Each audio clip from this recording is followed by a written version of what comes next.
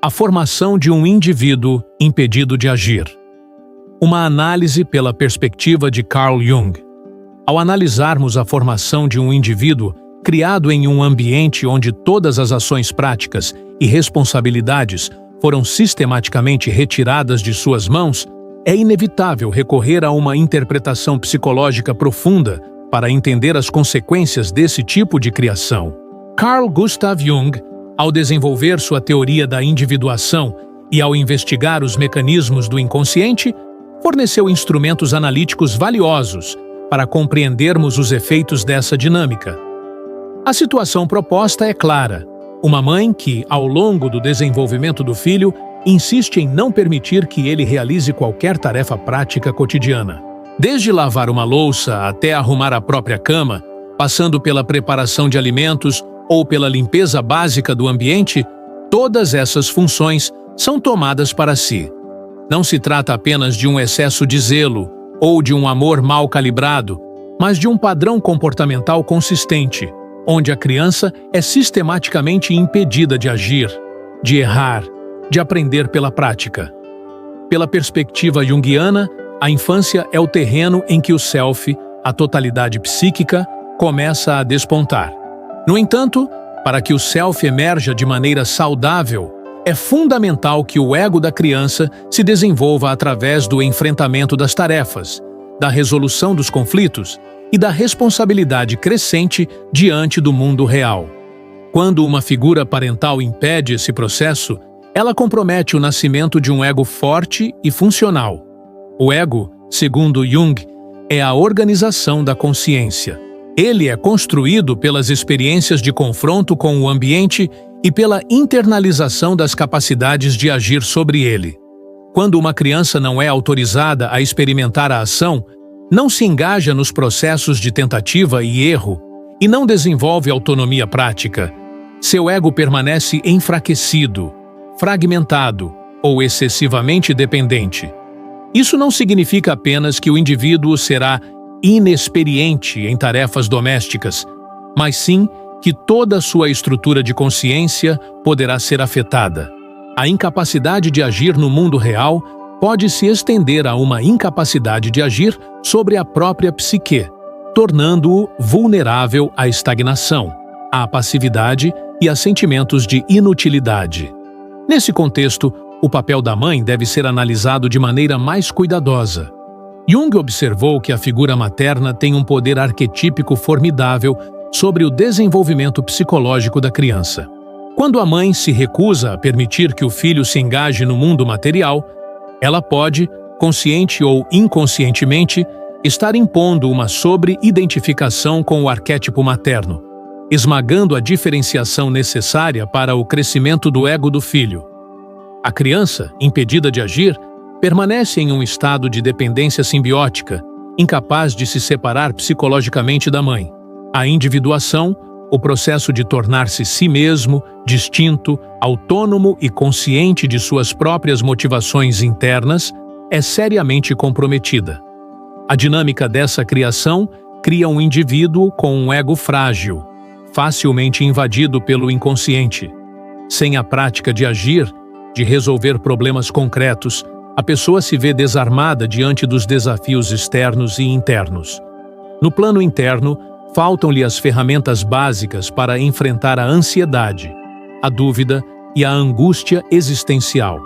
No plano externo, ela pode desenvolver uma postura de espera passiva, aguardando que as circunstâncias ou outras pessoas solucionem suas necessidades e dificuldades.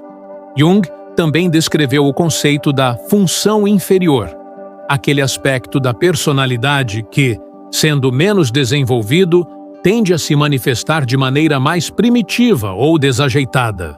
No caso de uma pessoa criada para não agir, a função prática, muitas vezes associada ao sentimento para os tipos intuitivos ou pensadores, ou a sensação para os intuitivos ou sentimentais, será brutalmente subdesenvolvida. Isso significa que, ao ser eventualmente chamada a agir no mundo, essa pessoa poderá sentir terror, repulsa ou desprezo pelas tarefas práticas, ou então desenvolver um apego defensivo a fantasias de grandiosidade que compensem sua inépcia concreta. Outro ponto crucial é o impacto no relacionamento com o tempo. Quando a ação prática é retirada do cotidiano, o tempo se torna algo vago, amorfo, facilmente preenchido por fantasias, ansiedades ou impulsos de fuga. A falta de estruturação interna, que nasceria do enfrentamento cotidiano com as exigências práticas da vida, deixa o indivíduo vulnerável a estados de dispersão, procrastinação crônica e uma sensação constante de impotência. Jung também nos alertou sobre o perigo das projeções. O indivíduo incapaz de agir tende a projetar suas próprias incapacidades e frustrações nos outros.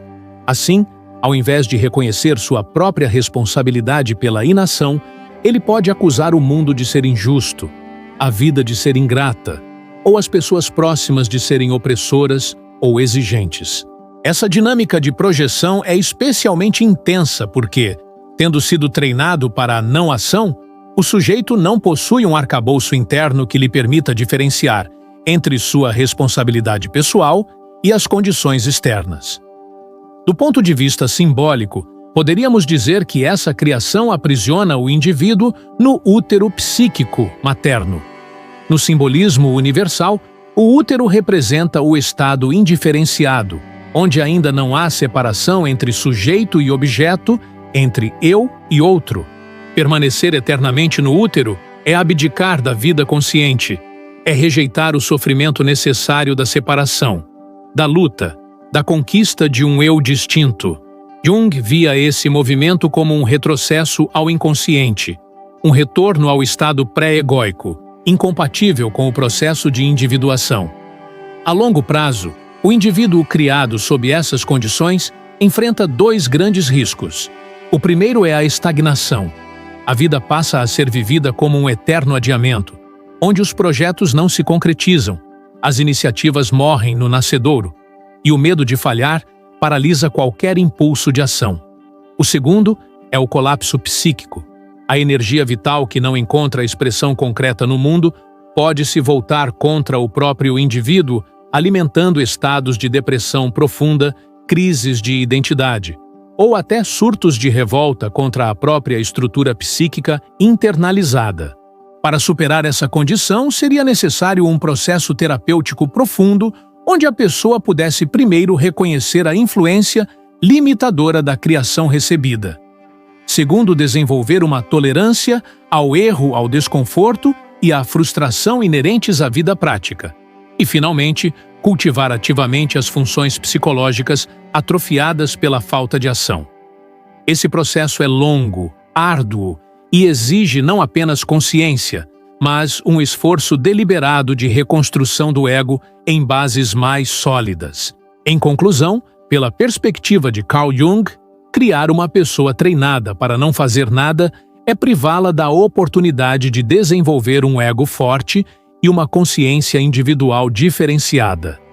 É mantê-la em um estado de dependência simbiótica, enfraquecendo sua capacidade de agir tanto no mundo exterior quanto em seu mundo interno.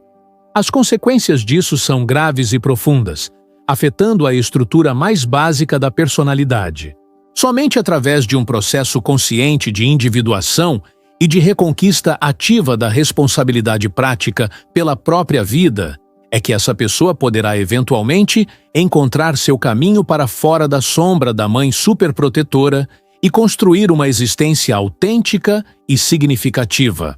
A formação de um indivíduo incapaz de agir não é um acidente isolado, mas o resultado de processos contínuos de adaptação, repressão e condicionamento social.